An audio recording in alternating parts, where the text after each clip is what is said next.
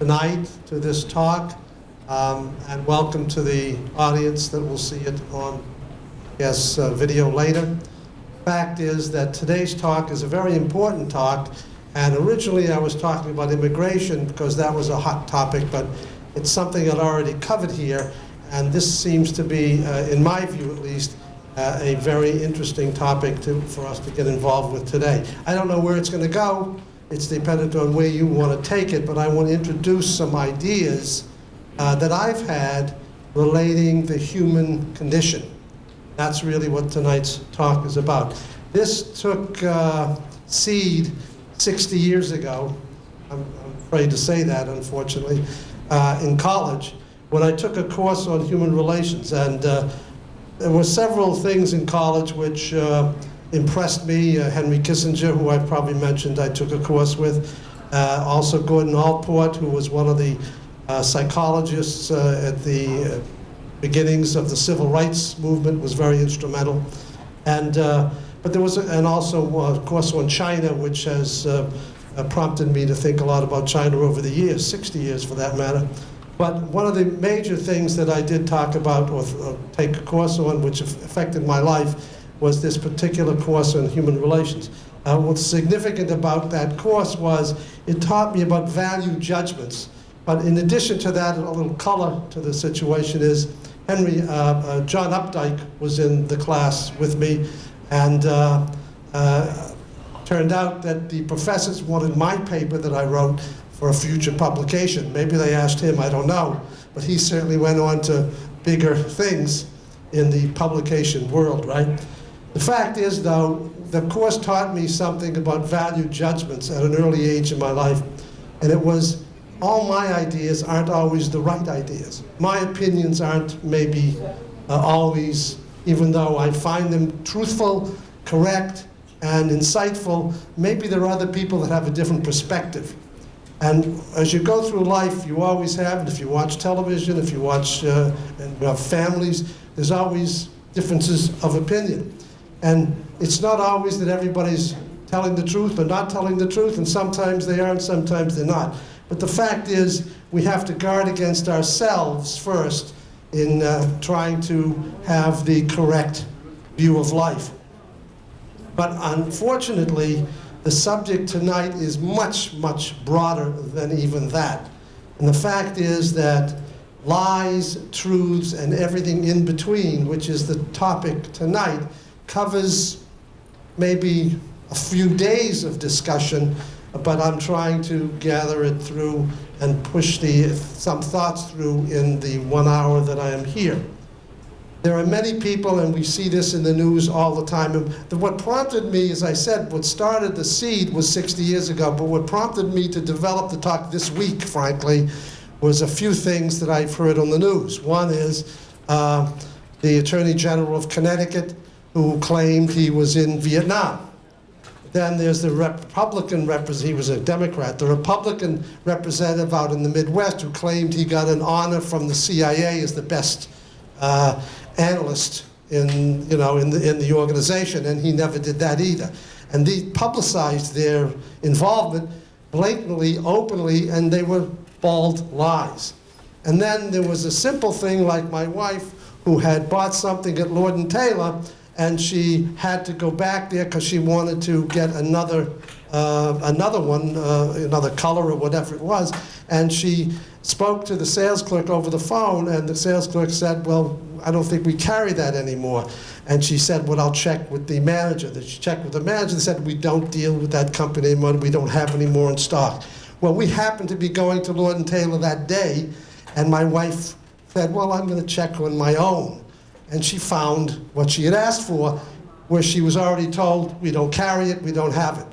So it's not a lie, but that's what I'm talking about today. Things that are not lies, but are not truths either, right? And currently, if you read the news today, we have the Dutch fellow who has killed another, supposedly not convicted as yet of anything, a girl in Peru, right? And if you read the stories, you find out that in the first case with the Holloway disappearance in Aruba, he told so many lies, they didn't know which lie to believe. And that was part of his strategy, apparently, because he's starting to do that in Peru, too. You tell a lie, I confess, and then I confess again, and I confess again, and each time it's a different confession. They say, well, which one is the truth? That can confuse some people's and sort of weaken their case. So he has a strategy, but that's lies, out and out lies. So the fact is we've faced this in big cases. We've had the Bay of Tonkin, you know, when we got into the war in Southeast Asia, remember? And the fact is that that was a lie, the Bay of Tonkin incident. The sinking of the Maine, now none of you remember the Spanish-American War, do you? The sinking of the Maine was, you know, the term yellow journalism came up because it created a big furor in this country, and we went to war with Spain because of a lie, right? Now, some of you might even think in current terms like saying, well, didn't we go into Iraq on that basis? They had weapons of mass destruction, right? Well, they didn't. So you might say it was a lie. Or you might say, if you have a different persuasion, if you're from the conservative camp, you say, well, but they really did, you know, and they may have had certain information which gave an indication that they were telling the truth, but after we invaded, we found out there was no truth to that. But they believed that. To them, it was true. So we're going to cover the whole idea of lies and truths and how sometimes you can get confused at what is a lie and what is a truth, and you find out some lies become truths. Did you know that? And some truths become lies. All right? So that's what I want to cover tonight. And if the thought process is the key thing here for each of us to approach everything that you see, hear, or even believe, and be a little skeptical about it. Not cynical, but skeptical about it. Because a lot of people have an agenda in having you believe what they say is the truth. And I'll cover some of those details tonight. So for the most part, we know I hope I don't hurt anybody here by saying Bernie Madoff's name, but I know that a lot of people here were affected by that, but he certainly told lies in terms of gaining economic gain. And many, many people do that in many different parts, not only big investors, but it could be in a retail store, it could be in a real estate deal, it could be in a lot of different things. In order to gain an advantage, they'll tell a lie. And in politics, we just mentioned a few of those cases, all right? In social life, well, we hear that a lot when people want to hurt other people, and they tell a lie. I mean, I dare say men don't do it as much as women, but you know, I don't think it matters sex at this point because people are people. And one of the themes I have tonight is human nature. You know, from the days of Hammurabi back 2,500 years ago, 1470 BC, there have been laws, right? But for the most part, customs have ruled and religions have ruled. Let's face it, the Old Testament has very specific rules, does it not? What are the Ten Commandments, for one, right? And there are all sorts of religions of all kinds around the world, big and small, ones that have become huge and those that have not, that have had their own truths. Okay? This is true. That is not true. We've seen how that can go amok in the current Islamists' view of truth, right? And they say, well, if you're a non-believer, I believe this. If you're a non-believer, you're an infidel, you don't deserve to live. I mean, that's an ultimate, isn't it? That's their truth. Now, if you're brought up as a child to believe what they believe, they know that's the truth.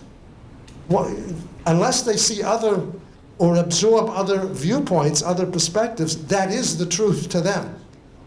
Okay? And you have certain rigid truths too. So I'm not, but that's obviously a life and death kind of situation. But we all are brought up that way. Okay? We're all brought up with things which are supposedly true, but are not. I'll mention a simple example. How many of you, as a child, believed in the tooth fairy? Was that a lie? Did you give money to your children or grandchildren or great-grandchildren? The tooth fairy left it? Well, you know that's a lie, right?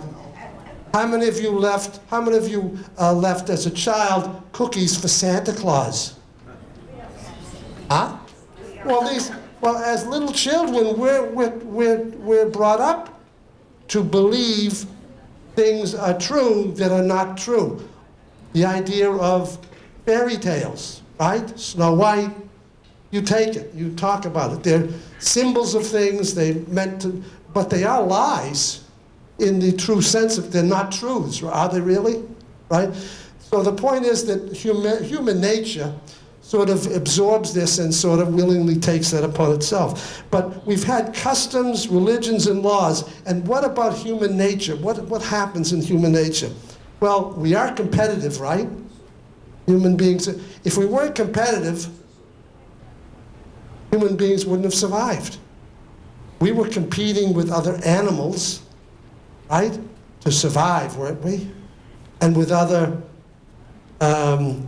peoples, other like almost human race, and competed over them, okay? The fact is that we're also acquisitive. All human beings are acquisitive. And all human beings are aggressive. Now, you tell me, somebody here tell me, because this is a very learned audience, what year was there no war? From the beginning of time, there has always been a war. Whether it's your country or some other country, there has always been a war. This tells you something. Are we at war today? We at war 10 years ago, 20 years ago? We've been at war since you and I have been around. And we're a peaceful nation, right? But we're at war. So that tells you something about human nature. I want this. And people do all sorts of strange things to get their way. If you're acquisitive, if you're aggressive, and if you're competitive, isn't that our, by the way, isn't that our whole theme in this country is competition? We don't want monopolies, we want competition. What is competition? Beating somebody else out of the winning this or gaining that, isn't that right? And some people live within the moral structure, religious structures, but some people find it easy to go beyond that to gain an advantage. And I'm sure all of you can relate experiences in that regard. But then lies sometimes are good. You know what? Somebody told me tonight, somebody over here said, gee, you look good. Well, that could be a lie, but it made me feel good. Right? It's not a lie, it's the truth. But we'll take a poll.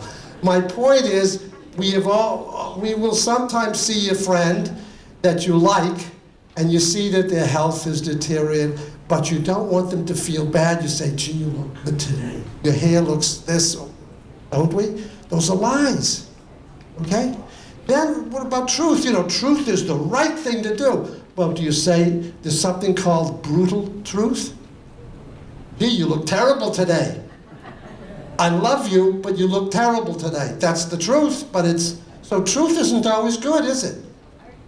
Or if a child is not performing in school and you feel that child needs encouragement, sometimes you lie. You say, you know, put your nose to the grindstone, do this, do that, and you know that they're going to have to struggle, beyond struggle, to get to that level. But so you don't accept the truth of their failure. You say, but you can do it. You give them encouragement. And in your mind, it's a lie. But you also know that the human brain is capable of tremendous things that we don't even today understand. You know, one of the biggest areas of study today is the human brain. And we're able to do it more and more now because of technology. And they're finding out amazing things. Okay? But talk about religion and the truth. Now, What about miracles? Somebody last night I was talking at the Atria in Great Neck actually yesterday, and somebody said, "What about parting of the Red Sea?" Well, is that a miracle? Is that the truth? No. I mean, do you believe it? Well, yeah, there are people that believe that's the truth. Now, there were some scientific observations about that time of humanity that said, you know, there was an earthquake in the Mediterranean, and like the tsunami in Southeast Asia, a lot of the waters got shifted, and there could have been a natural phenomenon like that. But were the Egyptian soldiers crossing at that time? My point is, that is accepted as truth by many very religious people. Will accept it not as a myth or as part of a purposeful story that gives you an example of escaping from slavery and into freedom, right? And the bad guys get done in, right? I mean, Moses threw his stick down and turned into snakes, really? Magic, don't we all watch magic shows? We want to believe magic, but is it real? But miracles, I mean, who knows, right? What is truth? Right? The fact is that, for instance, the Catholic Church at one point, they said that the earth was circled by the sun. That was the truth. If you were Catholic, you had better believe that, because if you were Catholic or anybody and didn't believe it and said it, you were excommunicated or killed. Ask Galileo, all right? Galileo proved that the earth went around. Okay? The earth was not the center of the universe, which is what the belief was, all right? And he was told, you better keep your mouth shut. And he had to retract much of his experiments, okay? So this is replete in history in all kinds of religions and so forth. Truth, which was the truth? If you lived in that period, that was the truth. Faith as truth exists today and will always exist, because some people, then that I go back to the Islamists who believe in certain sections of the Quran that say this is the truth. And because that's the truth, your truth isn't the same. It's a different truth, isn't it? If you were Japanese, and I'm talking to a Japanese audience, and I'm in Japan at the moment, and I'm talking about the Second World War, I'm giving you different reasons, true reasons why we had to fight the Americans. No? If I'm in Russia today, Russians aren't taught that D-Day was the end of the German war machine. It was our victory in Stalingrad and Leningrad, and we really won the war, not the Americans or the British. They helped us. Which is true. Well, you have competing truths, don't you? My point is, sometimes people lie, some people tell the truth, and some truths are counter to what your truths are. That means you have to really understand their point of view, right? Today's debate, political debates are atrocious, right? Atrocious. But yet, some of it is legitimate perspectives. They've done many experiments in social studies and psychology. If you enact a scene here, somebody came running in here and did something and ran out, everybody here would have a different view of what happened. You know, the worst evidence they have is eyewitness in a case in court, because everybody comes in and has a different perspective of what happened, based on their background, where they were standing, the light, their predilection to convict somebody because they looked a certain thing that reminded them of somebody else. That is true. The worst evidence is eyewitness evidence. Okay? But everybody's telling the truth. Some people may be telling lies. There was a man that just got $9 million from New York City. You live in New York City, right? New York City? $9 million of your tax money just went to some guy that was imprisoned improperly. The state gave him $2 million, and then the city gave him $9 million. because a policeman lied about some evidence that put this guy in jail for a number of years, I don't know, 16 years, okay? So what was the truth, okay? Somebody lied. The point is that we have knowing lies and unknowing lies. Unknowing lies are when you call on the phone, like my wife called Lord & Taylor, and they said, well, we don't carry it, we don't have it. It's either because they're tired, it's because they didn't look, it's because they're stupid, they don't have any meanness about them. It says, don't bother me, I'm finished for the day, I have to go home, it's gonna make me late to do something else. So people lie. Again, they lie to stop a conversation, right? People lie to please, okay? You know, tell people what they want to hear, and they'll like you. I want you to like me, so I'm going to tell you, I'm going to agree with you. I'm going to lie, and I'm going to agree with you. You have that. We do all do it, and it's done to us too, okay? All I'm saying is that there's a whole gamut of lies and truths, and they somehow intermingle. One of the major areas of truths that have become lies is been brought about by the technology that has been brought forth in this world, okay? If I stood here 100 years ago and said, oh, wait a minute, I have a phone call to make. This guy, is he telling the truth? He was lying. Anybody that said that 100 years ago would have been lying, right? It's a lie. You cannot stand here with a little nothing. But technology has been developed to turn that truth into a lie. We do that. Man will walk on the moon. You know, it happened so many years ago, many of you probably forgot about it and say, man can't walk on the moon, that's a lie. And some people advocate that men didn't walk on the moon.